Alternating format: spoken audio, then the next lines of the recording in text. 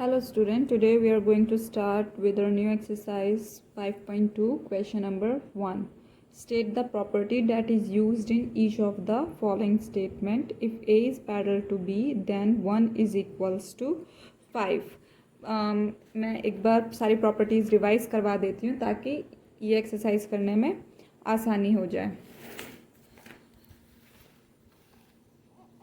यहाँ पे parallel lines की कुछ प्रॉपर्टीज़ होती हैं, वो फटाफट हम लोग रिवाइज करते हैं। ये अगर मैंने यहाँ पे ये पैरेलल लाइन ड्रॉ की,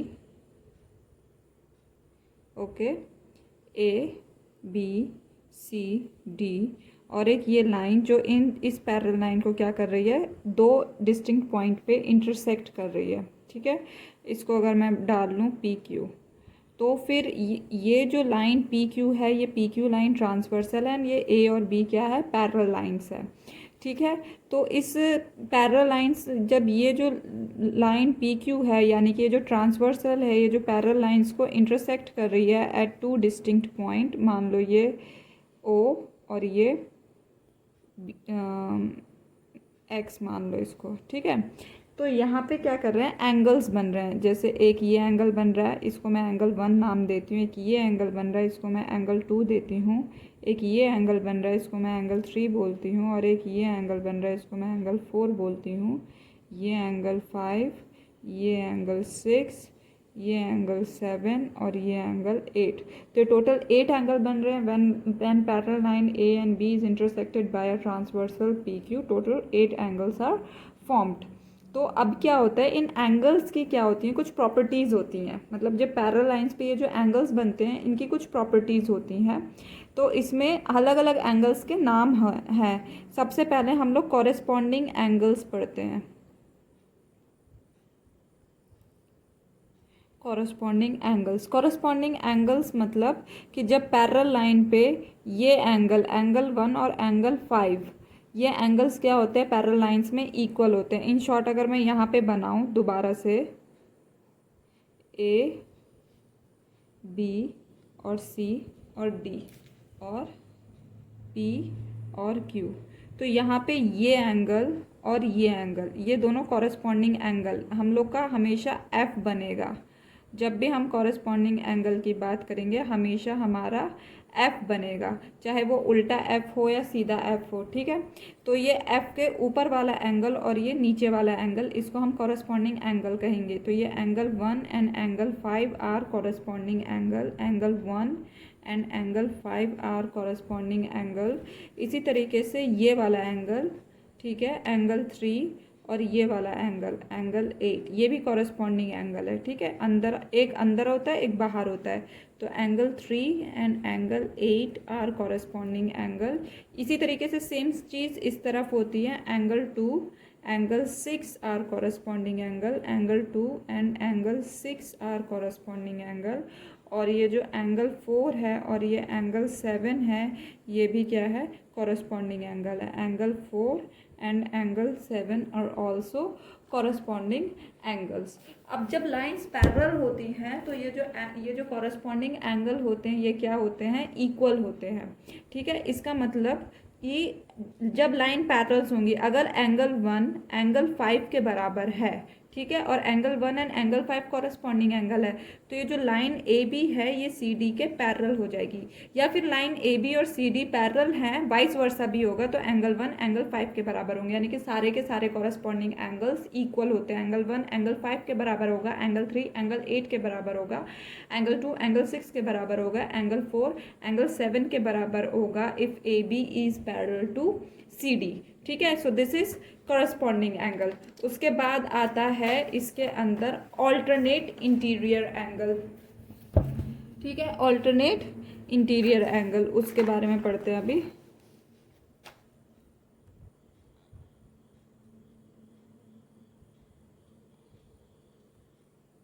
ऑल्टरनेट इंटीरियर एंगल्स। ठीक है, अब ऑल्टरनेट इंटीरियर एंगल्स का मतलब मैं अलग अलग करके समझा रही हूँ, उसी सेम फिगर को बार बार ड्रॉ करके। ठीक है, तो यहाँ पे ये मैंने एक लाइन ड्रॉ की, और यहाँ पे ये लाइन ड्रॉ की और ये ट्रांसवर्सल ड्रॉ किया मैंने, ठीक है। तो ये A B C D P Q. तो ऑल्टरनेट इंटीरियर एंगल में हमेशा क्या बनता है, जेड बनता है, ठीक है। इस तरीके से ये चाहे वो उल्टा जेड हो या फिर वो सीधा जेड हो, ये जो लाइन आ रही है दिस इज, तो यानी कि ये वाला एंगल और ये वाला एंगल इक्वल होंगे। और इंटीरियर मतलब पैरेलल लाइन के अंदर की तरफ होने चाहिए दोनों के दोनों एंगल। तो ये वाला एंगल था हमारा कितना, ये वाला एंगल हमारा 3 था और ये वाला एंगल हमारा 6 था। तो एंगल 3 एंगल 6 के बराबर है। इसी तरीके से अगर एंगल 3 एंगल 6 के बराबर है, इसी तरीके से हम उल्टा देखेंगे, यानी कि ये उल्टा जेड देखेंगे। तो ये यानी कि ये था हमारा एंगल 4, एंगल 4 हमारा किसके बराबर हो जाएगा, एंगल 5 के बराबर होगा।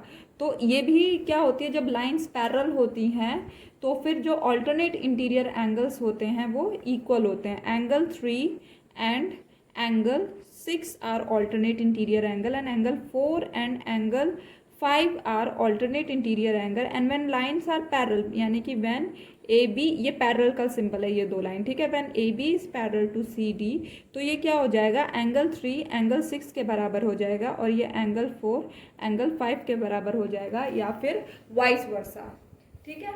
इसी तरीके से अब आता है alternate exterior angle. Interior angle मतलब पैरेलल लाइंस के अंदर होंगे, एक्सटीरियर एंगल में भी जेड बनेगा लेकिन वो क्या होंगे, पैरेलल लाइन के बाहर होंगे, यानी कि ये वाला एंगल जेड ही बनेगा, ये वाला एंगल इस वाले एंगल के इक्वल होगा, ठीक है। मैं दोबारा से ड्रॉ करती हूँ इसको।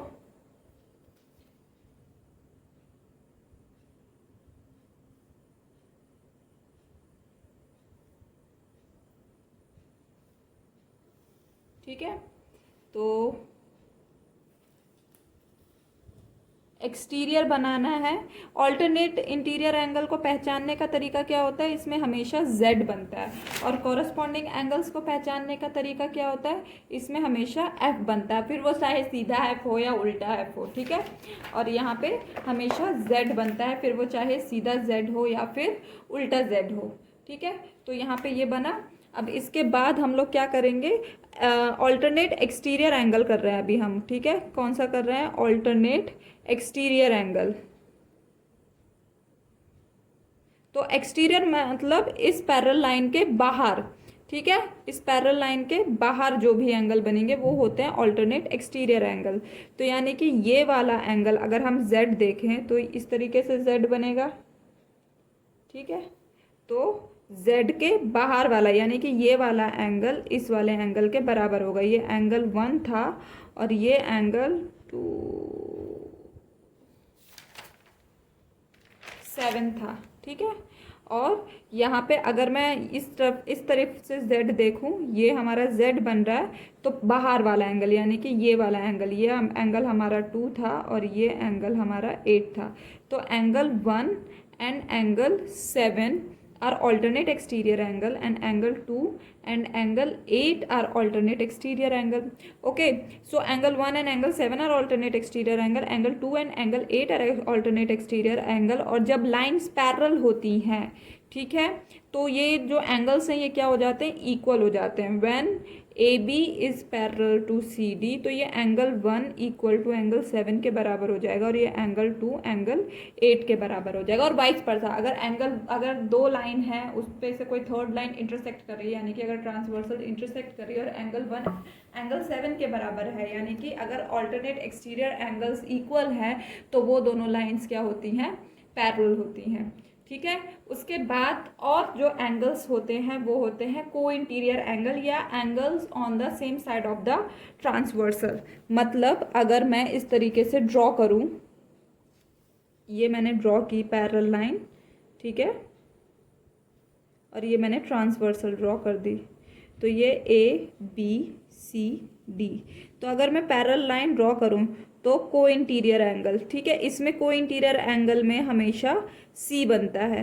और को इंटीरियर एंगल्स की प्रॉपर्टी क्या होती है, जैसे ये सी बनेगा, ठीक है, ये हमारा एंगल 4 था, ये हमारा एंगल 6 था और ये हमारा इस तरफ भी क्या बनेगा, सी बनेगा।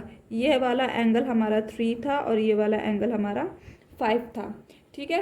तो angle 3 is equals to angle 4, sorry angle 3 and angle 4 are co-interior angle या angle on the same side, and angle 5 and angle 6 are co-interior angle या angle on the same side of the transversal। मतलब इनको हम लोग क्या बोलेंगे, angle on the same side of transversal, ठीक है। और क्या बोलते हैं हम लोग, co-interior angles, ठीक है।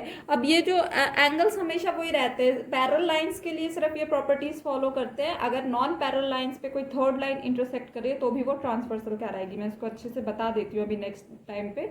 जैसे अब अगर ये ए बी, अगर when A B is parallel to C D हो जाए, ठीक है, when A B is parallel to C D, तो ये को इंटीरियर एंगल की प्रॉपर्टी क्या हो जाती है कि एंगल 3 प्लस एंगल 5, सॉरी ये एंगल 3 एंड 4 लिख दिया यहाँ पे, angle 3 and angle 5 are co interior angle, and angle 4 and angle 6 are co interior angle, ठीक है।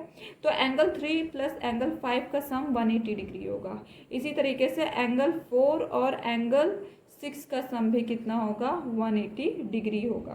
तो ये को इंटीरियर एंगल है। इसी तरीके से को एक्सटीरियर एंगल होते हैं। को एक्सटीरियर एंगल मतलब ये बाहर वाले, ये वाला एंगल और ये वाले एंगल का सम 180 डिग्री होगा, और वो लाइंस पैरेलल होगी, और ये वाला एंगल और ये वाले एंगल का सम 180 डिग्री होगा।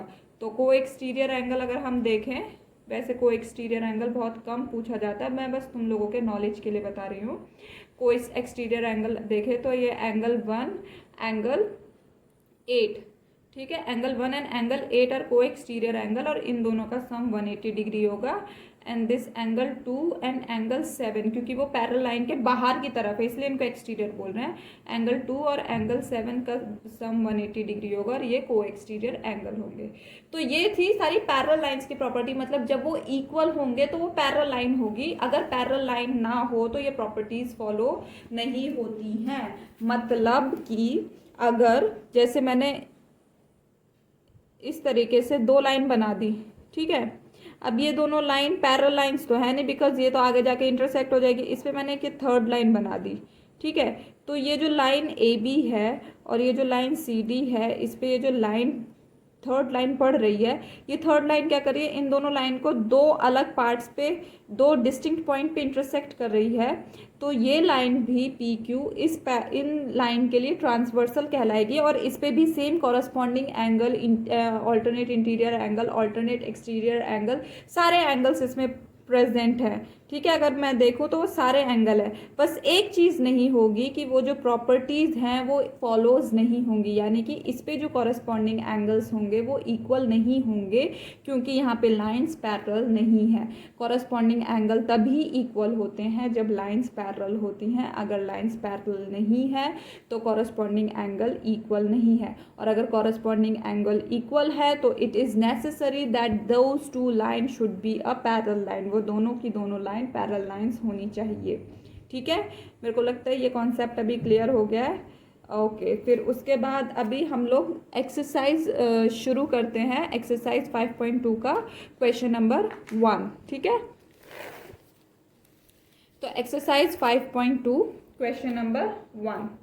सो एक्सरसाइज 5.2 क्वेश्चन नंबर 1 क्या कहता है, state the property that is used in each of the following statement. If A, यानी कि ये वाली line A is parallel to B, angle 1 is equals to angle 5, angle 1 angle 5 के बराबर है। तो ये कौन सी प्रॉपर्टी है, देखें तो एफ बन रहा है एंगल 1 एंगल 5, तो ये कौन सी प्रॉपर्टी हो गई, कॉरस्पॉन्डिंग एंगल, कॉरस्पॉन्डिंग एंगल्स, ठीक है।